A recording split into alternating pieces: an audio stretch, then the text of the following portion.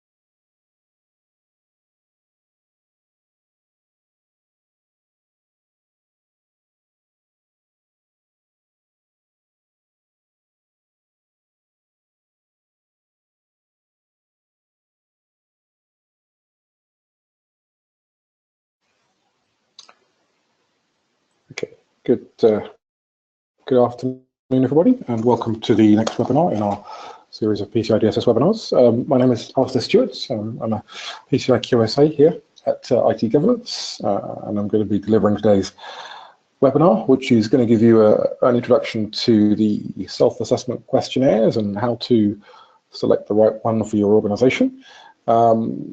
Just for your notes, everyone is going to be muted for the entire duration of the webinar. There's an opportunity at the end to address any questions you may have. So do please enter them into the questions function of the control panel as we go along, and we'll get to as many of your questions as we can at the end. And for anyone who is wondering, we will be emailing everyone a copy of the presentation slides and the recording of this webinar tomorrow. So you will get those if that's one of your questions, because we often get requests for that. Just to briefly introduce you to IT Governance, for those of you who don't know us, we've been around since about 2005, helping clients with governance and security standards since then. Our two directors were responsible for the first successful implementation of the 7799, which for those of you who remember was the forerunner to 27001. We now have a full consultancy practice, obviously, that helps people with securing capital, with complying with any regulations and strategic goals for IT management. We're one of the leading providers of PCI training courses from foundation to advanced level, as well as e-learning courses. And also we're an authorized QSA company certified by the PCI Security Standards Council to audit level 1 merchants and service providers to PCI DSS compliance. And as such, we have a team of QSAs, of which I'm a member, who keep our skills up to date and relevant as well. So that's a little bit about us if you haven't come across us before. In terms of today's discussion, we're going to be talking about the self-assessment questionnaire, which is commonly referred to by its acronym SAQ, or SAQ sometimes, which is there to self-validate compliance. So the PCI DSS has a self-validation mechanism in place because there are far more merchants than there are auditors that we can get around. And it allows you to assess your security posture in terms of cardholder data and ensure that you're meeting all the relevant requirements. And the idea behind this webinar is to give you some kind of practical knowledge to identify which questionnaire is right for your organization. So we're going to take you through the different types of questionnaire. We're going to take you through their applicability to the different payment processing scenarios in terms of which SAQ applies to which scenario. So starting at the beginning with the self-assessment questionnaires themselves, it is a validation tool. So it is designed to allow merchants and service providers to self-assess their compliance, and there are several types of SAQ designed to meet different scenarios based on how the merchant or service provider interacts with cardholder data. Determining which SAQ is right for your organization can obviously be quite difficult, and failing can put you at risk in terms of security of cardholder data, which can then harm your organization and can invalidate your compliance ultimately. So it's important that SAQ selection is taken seriously and completed correctly. They follow the structure of the PCI DSS, so the questionnaires and the questions that are on them are taken directly from the 12 requirements, which fit into the 6 high-level objectives of the standard. So it's still structured in the same way, and each of these objectives targets a specific area. The SAQ itself then helps you evaluate which requirements are relevant to the payment channels and the payment methods that you use as your business. There are 8 different types of SAQ in total, and you may need to complete one or more depending on how you as a business handle payment card data. For some organizations, obviously the questionnaire is quite short. For others, it can be quite long and technical. And filling out the wrong one, as I said before, will potentially invalidate your compliance. So it's important to ensure that you're getting the right one, or in some cases, multiples.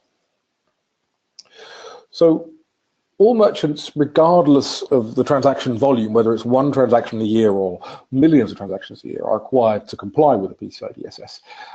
Any level 1 merchants, which are anyone processing more than 6 million transactions per year, or for service providers it's 300,000 per year, they're required to have a QSA such as ourselves complete what's known as a report on compliance. We won't be discussing that today. What we're discussing is smaller merchants who are below those thresholds, who are allowed to submit compliance by completing a self-assessment questionnaire or questionnaires. Regardless of your merchant level, it's important to remember that you will most likely be required to perform scans, and any third parties that you engage with to help with your payment processing and card handling are also going to be required to be compliant. So regardless of your volume and your size, any third parties you engage need to be compliant, which is important to understand that just because you outsource the actual handling of card data doesn't mean you outsource the responsibility for securing that data. You still have to be responsible.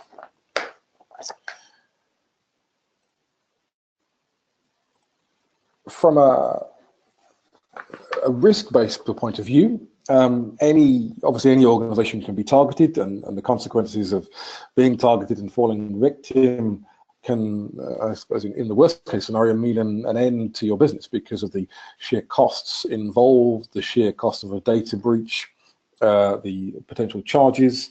So obviously smaller organizations are higher risk, and the hackers tend to know that larger organizations are better protected, which means they will tend to target the smaller ones who often lack the security resources, which is why these smaller merchants is important to ensure you meet the requirements of the SAQ and get the right requirements to make sure you're as protected as you can be. For medium-sized organizations, the cyber incidents rank generally as the top business risk. For smaller organizations under various risk rankings, they tend to rank as second largest risk. So it's up to whether you're small or medium sized. And the consequences, well, the average total, as it mentions there, for small and medium sized breaches amounts to somewhere in the region of about £60,000, but that can skyrocket very quickly based on fines, legal repercussions, and lawsuits, etc., from customers. And with things like the GDPR coming into force in the UK, very quickly, suddenly those fines could start to creep up significantly over the coming years, and it could mean that the impact of non-compliance is going to get worse as time goes by. So who does what? Well, as a merchant, you only have to submit your SAQ to your acquirer annually. So it's a once-a-year submission of your self-assessment questionnaire. along with something known as an AOC, which is what's called an attestation of compliance, which is essentially a summary of your questionnaire that is signed by your CEO equivalent to say that it's an accurate representation of your business. But you must obviously maintain your compliance in between that annual submission. You need to be compliant all the time. If you do suffer a breach and the forensic investigators come in, they will be interested in determining whether you were compliant at the time you were breached, not at the time you last submitted a questionnaire.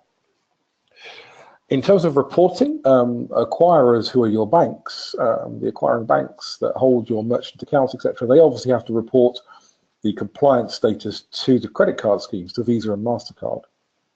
The card schemes themselves don't report compliance to anybody from a PCI DSS point of view. They set the compliance requirements out for the whole standard. QSAs involved in this process obviously help merchants. While I said somebody who's completing a self-assessment questionnaire doesn't need to have a report on compliance completed, all self-assessment questionnaires have an option whereby a QSA can validate the questionnaire for you and sign it off, which can help lend some extra weight to your questionnaire. In some cases, a bank may request it. If they're not so sure about your security stance, they may request to have your questionnaire validated, which is kind of like going through a mini audit. It's not as extensive as a full report on compliance, but it still gives you third-party validation of the questionnaire and its answers. The ASV acronym, which we mentioned earlier, is to do with organizations that help you conduct your external security scans. So most SAQs have a requirement for you to do some kind of external vulnerability scanning, which must be done by the ASV companies. So if you see that ASV, that's what it means. It's to do with vulnerability scanning and companies that are approved to do those for you. So on to the SAQs. There are 8 different types, as we have listed here, and choosing the right one is the key. So you only have to submit annually, as I said before, but you need to maintain it. So the completed SAQ, when you do submit it, along with its along with the AOC, which is the attestation, must be signed by someone who is authorized as responsible within the organization. They are then going to be submitted up to your acquiring bank. Each of the questionnaires has a different subset of the requirements that are relevant to the particular payment channel or particular payment method that that SAQ is related to. It is possible on any SAQ to mark any requirements as not applicable if they don't apply, but it needs to be justified. So in terms of completing questionnaires and going, well, actually this doesn't apply, you need to justify why that doesn't apply. And as long as you can justify that non-applicability, any questionnaire can be further tailored to your very specific technology requirement. Do bear in mind that the standard says that all businesses should comply with the standard in its entirety. So by selecting a questionnaire, what you're effectively doing is saying that any requirements that are not on this questionnaire, I have determined as not applicable. And if you have the wrong questionnaire, you've determined it wrong, which is what invalidates your compliance. So selecting the wrong one invalidates your compliance because there may be requirements outside of what's on the questionnaire that do actually apply. It is also possible to use something we call a compensating control, which is essentially whereby you're unable to meet the particular requirement in question. And so therefore you're allowed to do some other kind of control to meet that requirement other than what the requirement says. Each of these individual compensating controls must be justified, must be risk assessed and documented. So it's not an easy process, but it certainly means that if you have business or technological reasons why particular requirements can't be met, there are ways you can still meet them. Most organizations fit the criteria for multiple SAQs, and it is perfectly acceptable to complete multiple SAQs for each of your different payment methods. So when we come on to discussing the requirements in a minute about each questionnaire, you will find in most cases businesses will meet multiple questionnaire types because most businesses take payment cards via multiple methods. So it is perfectly acceptable to complete and submit multiple questionnaires.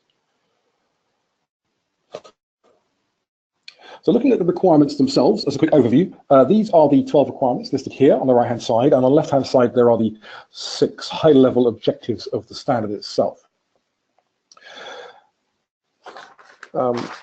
This is just a quick reminder. I'm not going to delve into detail of them because obviously we've got other webinars that go into detail about the individual requirements and what they are, but just to remind you, if you want to have a bit of further explanation on each of these requirements, our webinar Challenge or Opportunity was the one that went into them, so you can look back at that one to get some more detail. But just to give you a reminder of the 12 in this one, it's here. So we're going to start with SAQ-A. Originally, when they created SAQs, there were only 4. There was A, B, C, and D.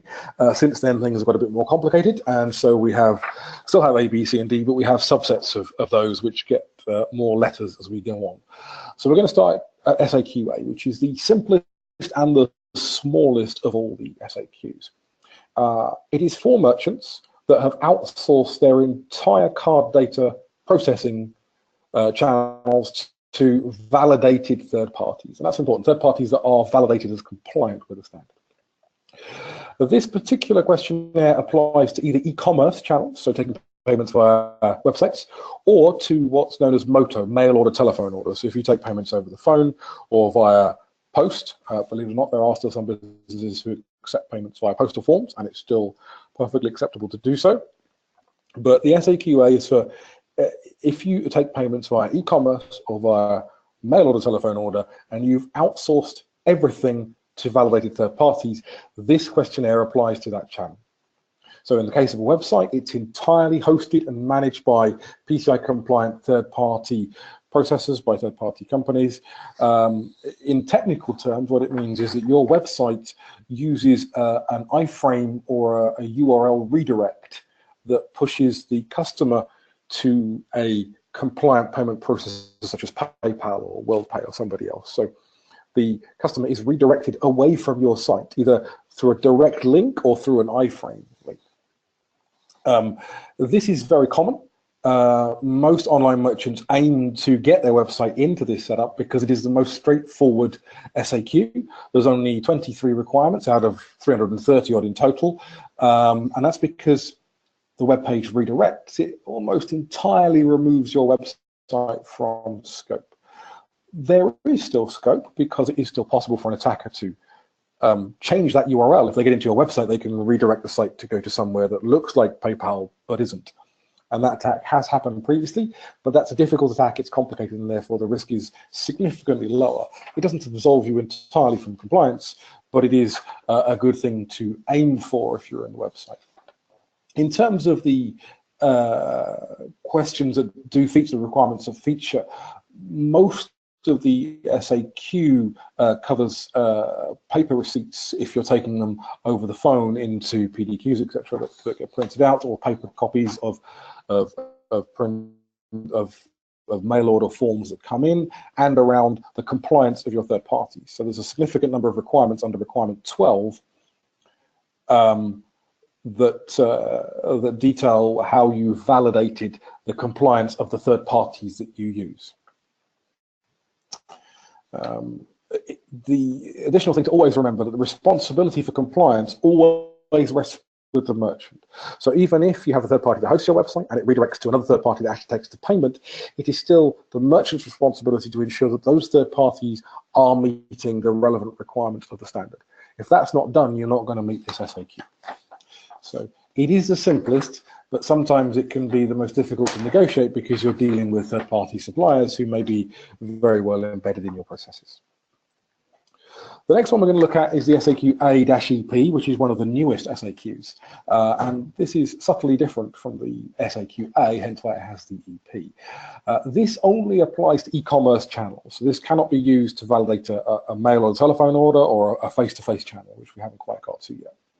So this can only be used for e-commerce channels. And this applies again to merchants who partially outsource. So rather than completely outsource, what this means is that the website itself redirects customers to a compliant third party again, but your website actually controls how that redirect happens. So in technical terms, this comes down to what's known as a post mechanism. Typically, there is a form or a JavaScript form or some kind of certificated form that is supplied to you by the third party, such as PayPal or WorldPay or Barclaycard or whoever you use. And that form is locked and set in a particular way. And you deploy that form onto your website. And when the form is submitted, it's posted directly to that compliant third party.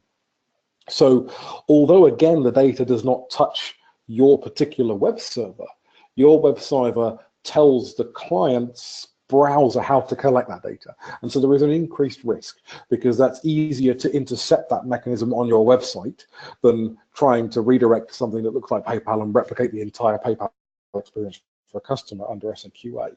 So if you use any kind of form post, and there are several different ways of form posting from a development point of view, then the SAQ AEP is the correct one for you. It has, as you'll note, significantly more questions than the A, up to about 190, 394 requirements, because most of it's about the security of the web server itself. If that is compromised, replacing the form is much, much easier than replacing the link and trying to replicate PayPal.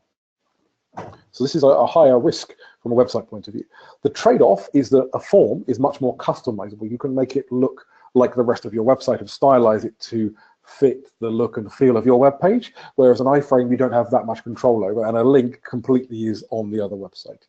So it gives you more control, but obviously introduces higher risk. So there's a trade-off. It obviously requires you to harden your servers. It requires you to make sure that the code is secure and the applications are secure, and requires you to monitor the security of the server in terms of firewalls and intrusion detection systems and vulnerability scanning and penetration testing. So it requires significantly more effort to get compliant to this particular questionnaire. It does require antivirus software, like I said, firewalls. It requires file integrity monitoring and ASV scanning. The SAQA we mentioned previously doesn't require you to do any scanning. This one does. It is a subtle difference between A and AEP, but it comes down to the mechanism that your website uses to get the customer to the payment processor. So it will involve technical discussions with your developers of the actual website itself as to how exactly your website functions. So looking at the differences here, you can see there are some similarities. The big one here is that under merchant systems, it says you do not electronically store, process, or transmit card data on your systems or premises. So in both cases, you don't store card data electronically, and your websites don't actually process or transmit it.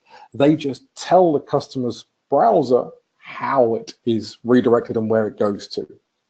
And what's different comes down to whether it is a redirect or an iframe, or whether it's a form post mechanism of some kind. And that's the key difference between A and AEP.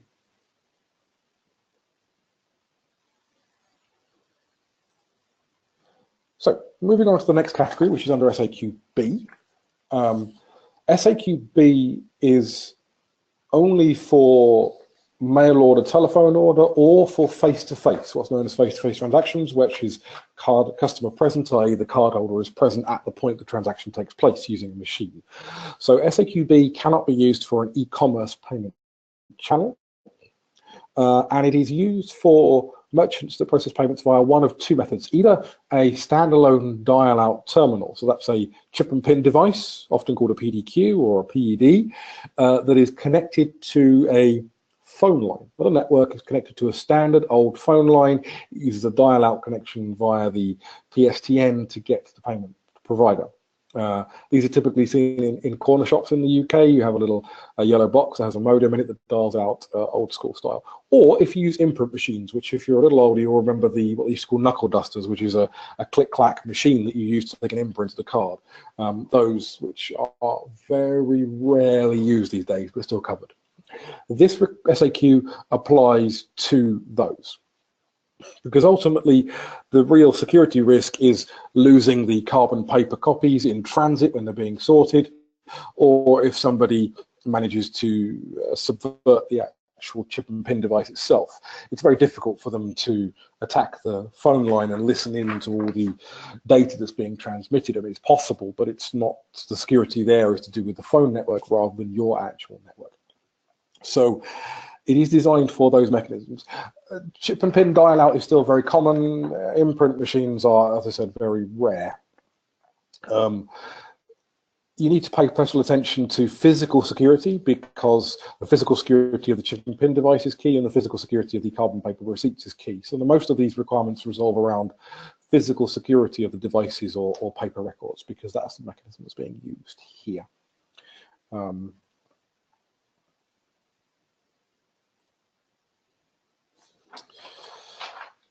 On to the next SAQB variant, which is called BIP, which comes from the fact that it's down to IP connected. That's where it comes from. So it is again not relevant for e-commerce transactions, only for mail order, telephone order, or for face-to-face.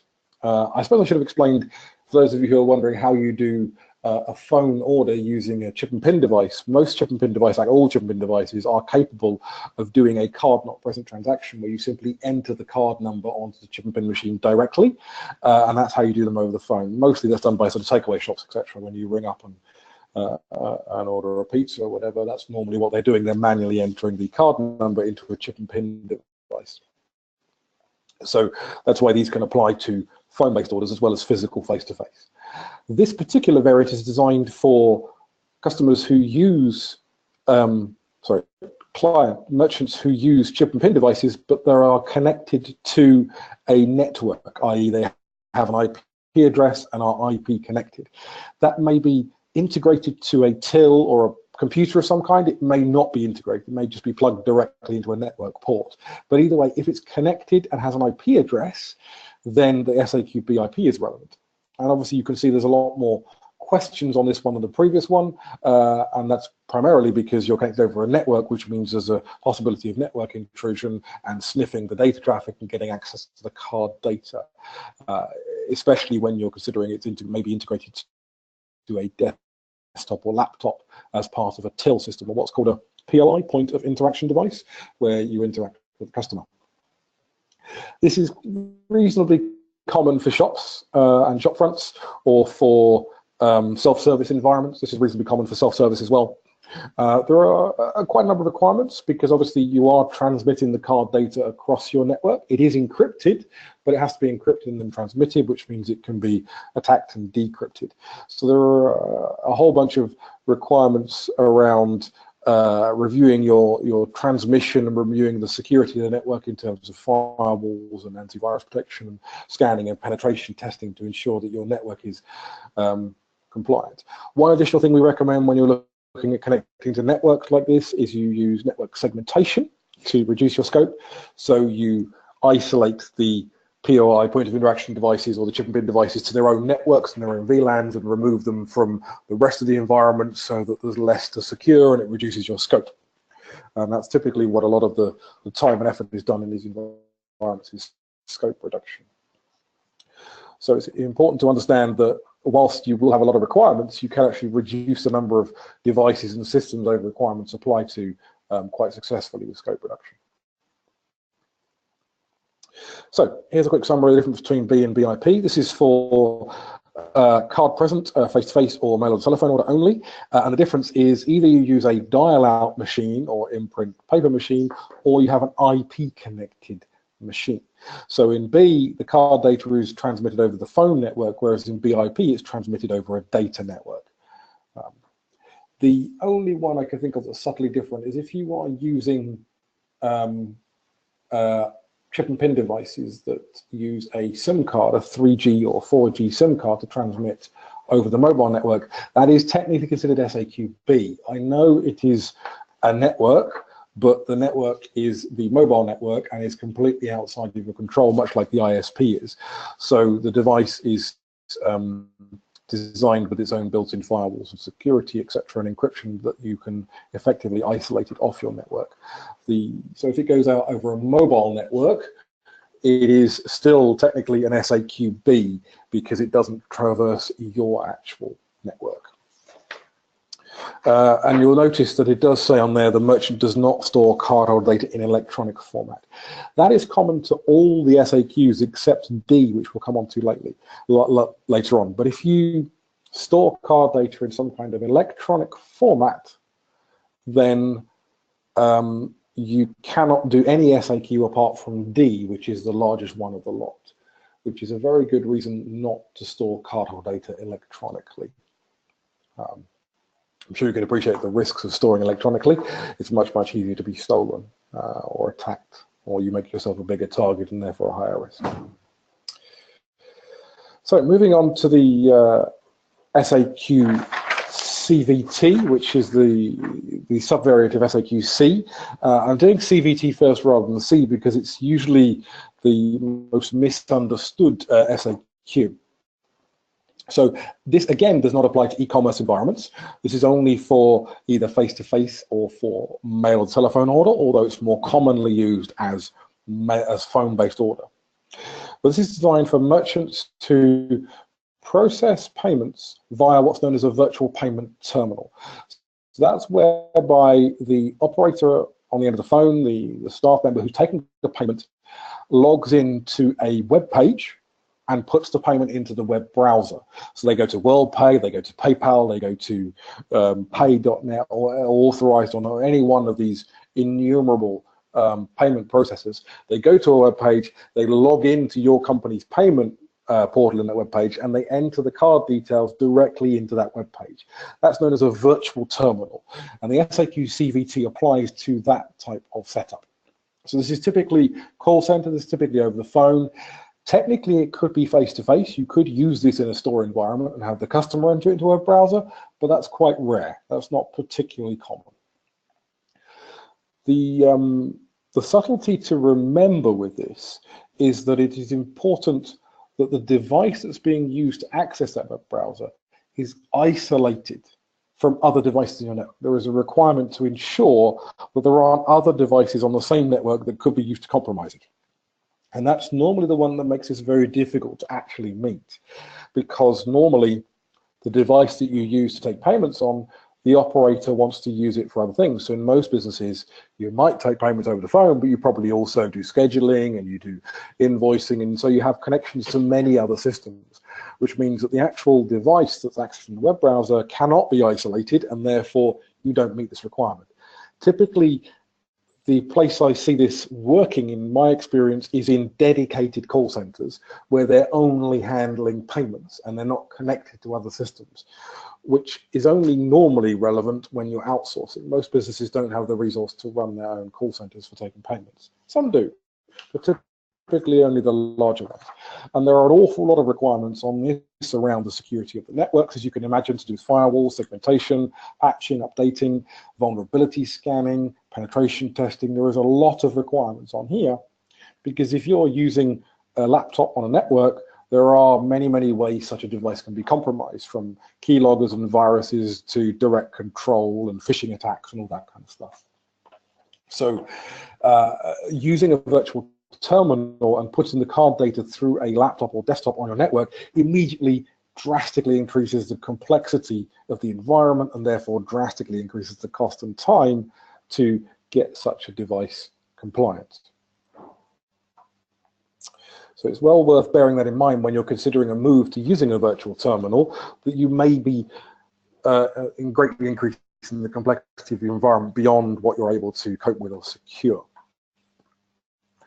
The other SAQ-C variant is a standard SAQ-C, and this is, again, it's not eligible for e-commerce. It's only face-to-face or mail or telephone order again. And this is for when you use a payment application that connects over the internet. So rather than accessing the payment in a browser, this is where there is an actual application installed on the laptop or desktop or possibly tablet in this day and age, that you process the card through. So these are typically applications that you purchase from companies as payment applications that integrate with CRM systems and the like, that kind of thing. Or in the case of if you are using it in stores, it has a, you have an application, a POS application installed on the till, which is connecting over the internet to the payment processor. This is seen quite a bit in mail or the telephone order, again in call centers, but it's also seen in face-to-face. This is seen reasonably often in face-to-face stores as well, depending on the type of setup and what the retailer is selling. But the difference between this and the SAQ CVT is the fact that the application that's taking the payment data is physically installed on the device, whereas in the other one, it's a virtual application running inside a web browser. That is the distinction.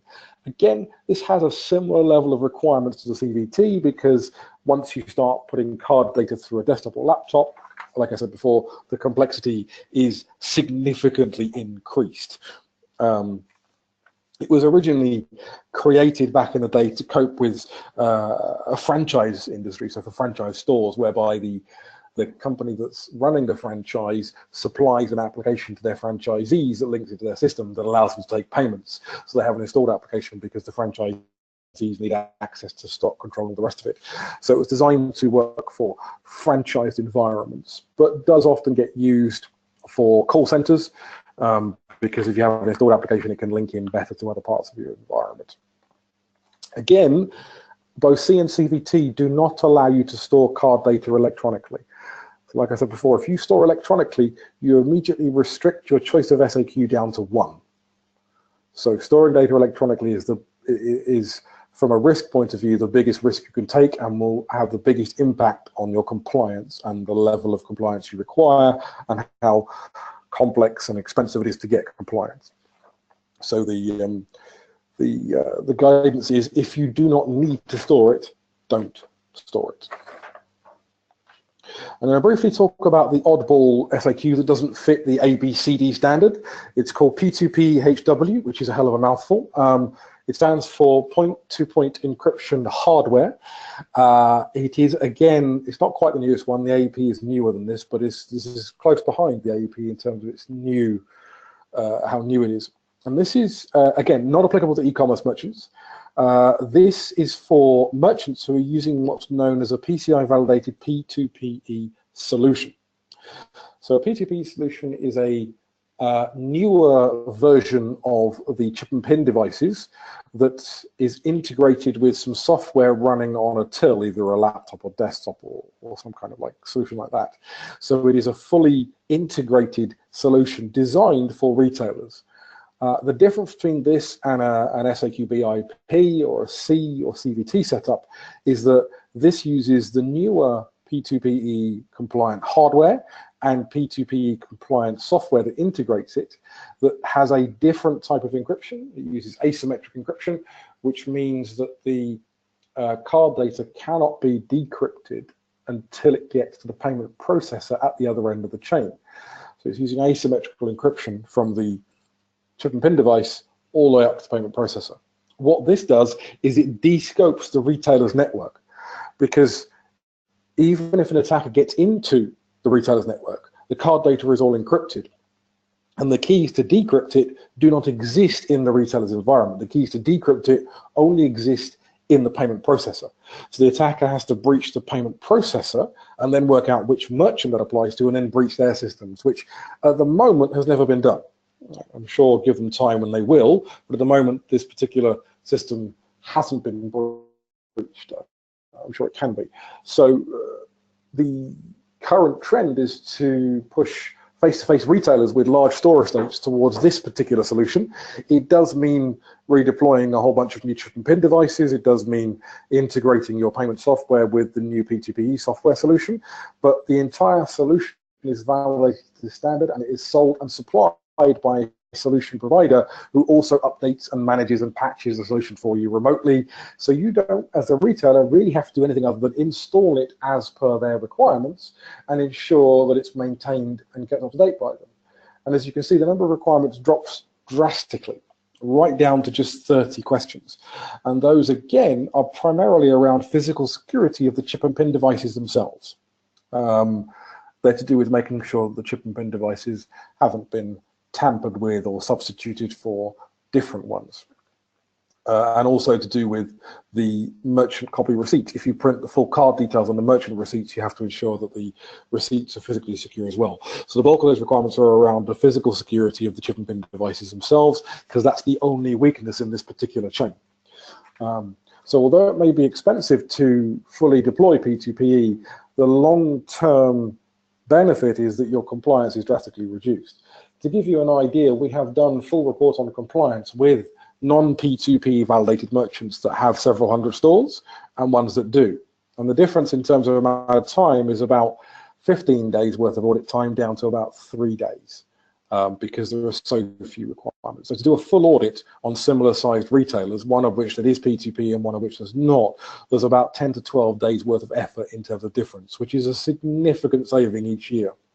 Also, because you only have to maintain the physical security, the ongoing costs of maintaining compliance are again drastically reduced. So it's a highly recommended solution for medium to large size retailers. If you're a small retailer, it might not be for you. It might be cheaper and more efficient to secure your existing system.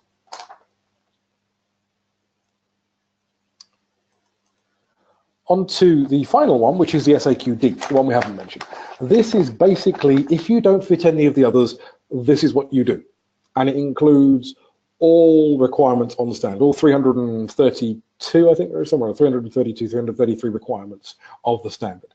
So if you don't fit any of the other criteria, if your payment channel is not suitable for any of those, you default to a D. The other option is, if you store cardholder data electronically, you have to do a D as well. Obviously, what I mentioned earlier about being able to mark requirements not applicable still applies to this. So if you are on a D, then you can obviously go through, but you have to manually justify each non-applicability and give reasons as to why it's not applicable, which is a lengthy process. The other option why you might do a D is if you have several payment channels. If you take payments via e-commerce, via mail order, phone order, and also via face-to-face, you'll end up doing 3 self-assessment questionnaires, and there could be a lot of overlap. So you might decide to do one SAQD for all your payment channels in one hit, especially if they share infrastructure. So you can, for example, take phone-based payments via the PDQs or the chip and pin devices, as I mentioned earlier. So you might have an SAQ BIP set up, but you might have that for both your phone-based channel and for your face-to-face, but your e-commerce fits an SAQ AEP. And between the AEP and the BIP, you're doing most of the standards. So you might decide, we'll just do a D and cover all off in one questionnaire, keep the paperwork smaller, which you're perfectly capable and entitled to do as well. If you are a service provider rather than a merchant, unfortunately, the only option is SAQD.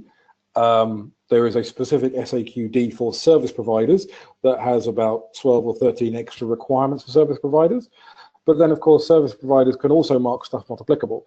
And service providers have the luxury of deciding which of their services are going to be compliant.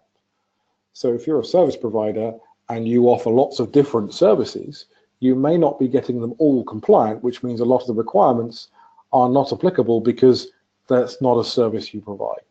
And the prime example is hosting companies. So if you use a data center to host your website, then as a data center, they may simply provide physical hosting. They provide you a rack space with some servers on it, and you deploy your web server on it, and off you go. Most data centers will also provide what's known as managed hosting, where they will manage the web servers for you, patch them, update them, that kind of stuff. But as a service provider, they could decide that they are only going to get their physical hosting service compliant, and therefore are only dealing with requirements 9 for physical security and requirements 12 for policy and procedure management. And they can mark all the other requirements not applicable on the basis that that's not a service that they provide. So it's very easy to justify non-applicability for a service provider because they simply pick and choose which bits of their service they get compliant and only use the relevant requirements. Whereas a merchant doesn't get that luxury. They have to look at all the requirements and go, well, we take payments via these systems, which requirements are relevant to this infrastructure, to this environment, to these people. And so it's a lot more complicated to work out which ones are and are not applicable. If you can avoid doing SAQD, then you should. Those of you who may have been a bit more astute may have noticed that the only SAQs that apply to the e-commerce channel are A, AEP, and D. So if you're taking payments via a website, it's got to be one of those 3. So if you don't use an iframe or redirect, as we mentioned for SAQA, or you don't use a form post mechanism that we mentioned for AEP, if you use any other e-commerce mechanism, you're automatically falling back to an SAQD. The other common method that websites use is what's known as an API integration, where your website directly collects the card data and passes it on to the payment processor. That puts you slap bang on SAQD and means that your website is directly processing card data and significantly increases the complexity of securing that environment over an A or AEP mechanism, which is a very good argument for making sure your website uses either a form post or preferably an iframe, to ensure that the costs of compliance and securing your website are drastically reduced. It's what we advise the majority of our clients to do if they can, is to move to those types of e-commerce mechanisms.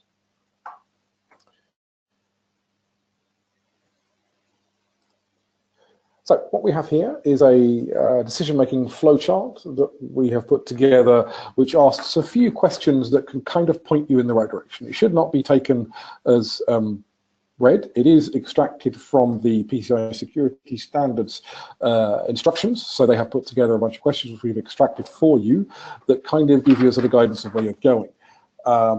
It does give you a flowchart to help you determine. It should not necessarily be treated as 100%. You do want to make sure you read the eligibility criteria on the questionnaire and make sure you do meet all of them. All the questionnaires have a list of eligibility criteria at the start, and you can very easily download them and review them, etc., etc. Do remember that you must meet all those eligibility criteria to be eligible for that particular SAQ, otherwise you're doing the wrong one.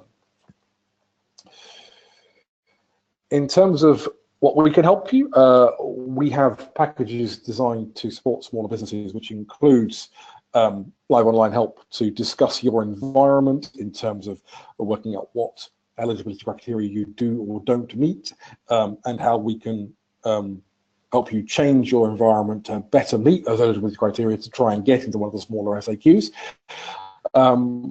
We have web-based applications that should guide you through it. We have a documentation toolkit that gives you all the policies and procedures you need and can be tailored to any individual SAQ. So once you know which questionnaire you're using, you can easily extract the relevant policies and procedures and documents from our toolkit that you need to cover off just your SAQs.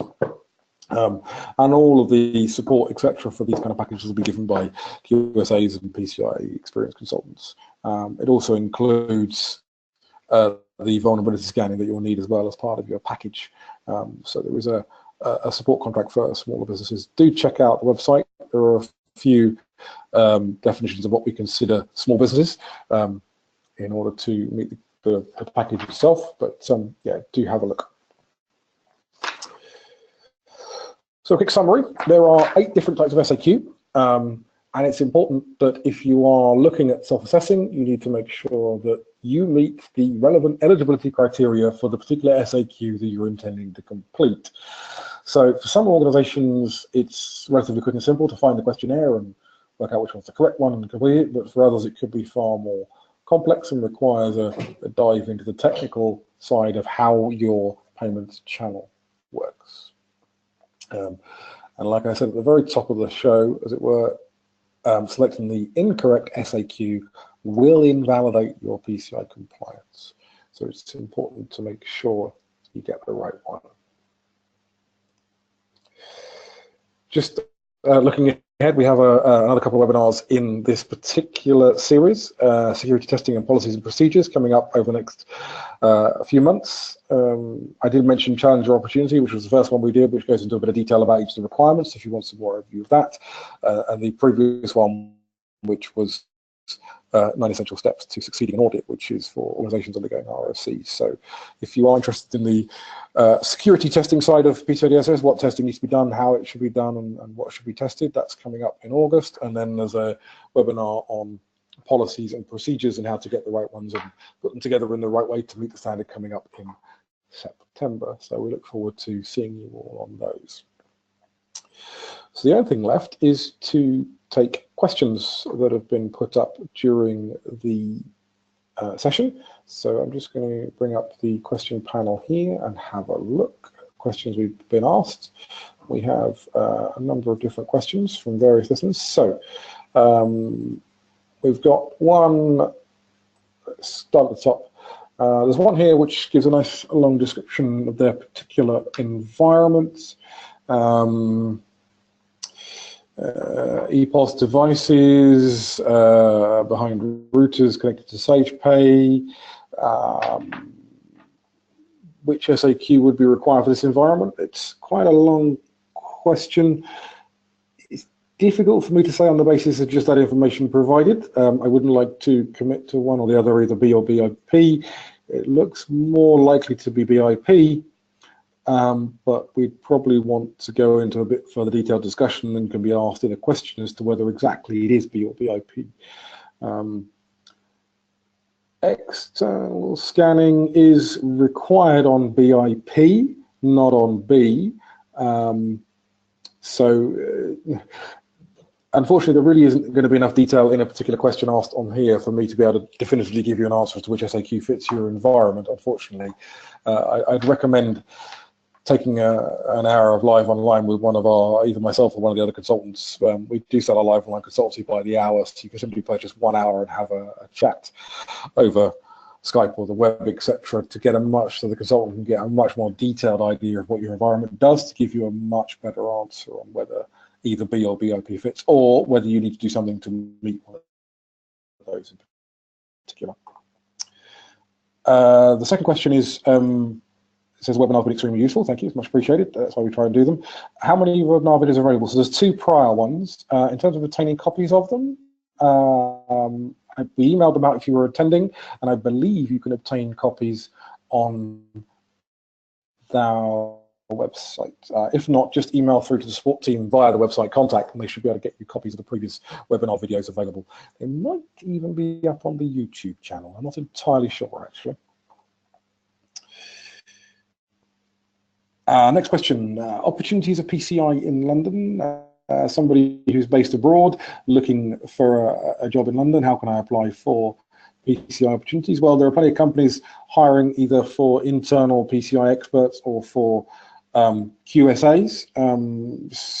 Certainly, if you have experience with PCI DSS, the fact that you're based abroad doesn't prevent you from coming and working here, assuming immigration regulations and visas are all acceptable. Certainly, the standard is not regional, it is global. It's the same all around the world and applies to the technology, which is the same generally all across the world. So all your experience of PCI DSS and security, wherever you're based around the world, is very relevant here and shouldn't really have any detriment to you applying for jobs over here. Next question is, somebody has staff members, our staff have members of the public ring up to pay. They use a network PC to access an externally hosted payment website and enter the details. Well, that generally sounds like SAQ CVT because you're using a website, which is a virtual terminal, but that will depend on how well isolated those PCs are. So those PCs would need to be isolated from all other systems in your environment, which may be difficult to achieve. Again, I'd recommend you spend a bit of time, an hour or so, with one of our consultants to be sure that you're getting exactly the right SAQ there, because the CVT is a difficult one to fit under.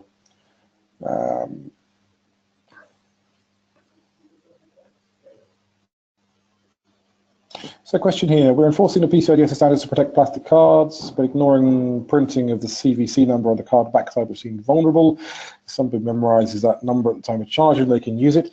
So the PCI standard does cover the CVC or CVV2 on the back. That is included as part of the standard. It is classified as card holder data, and as such, the organizations are required to secure it, encrypt it, protect it. And also, no organization, apart from the bank, are allowed to store that CVC number at all. As a merchant, you're just not allowed to store that, full stop, under any circumstances for any reason. So the standard does indeed protect that. Somebody here saying, do we provide P2P HW equipment? No, we don't. We're not a P2PE supplier, unfortunately. But if you go to the PCI Council's website, securitystandards.org, there is a database of all validated P2P solutions that you can browse at your leisure and contact. All the P2P validated solutions are listed on their website. That's PCIsecuritystandards.org, which you can also download all the copies of the SAQs for. So if you need a copy of them, they're all there.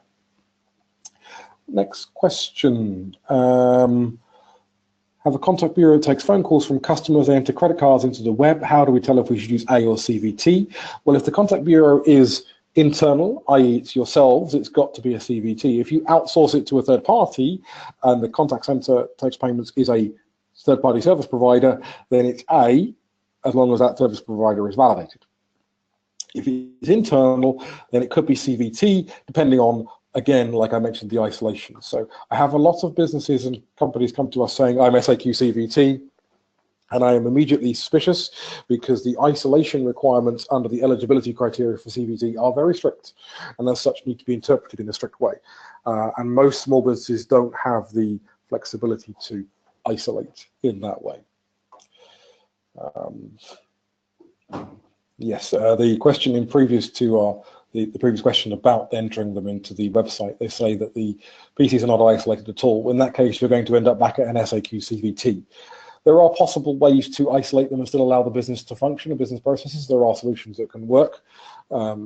Again, get in touch with one of our consultants and spend at least an hour or so with them, maybe longer, discussing how you can rejig your solution to meet the CVT without too much disruption to the people taking the payment processes. Okay, I think that's the bottom of the questions. Yes, it is indeed. We've just about reached the end of our hour as well. So I'd like to thank everybody for listening and thank everybody for tuning in and for the questions. And if you have any further questions, do get in touch with us. We're more than happy to help wherever we can. Once again, thank you very much for attending, and we'll see you all next time.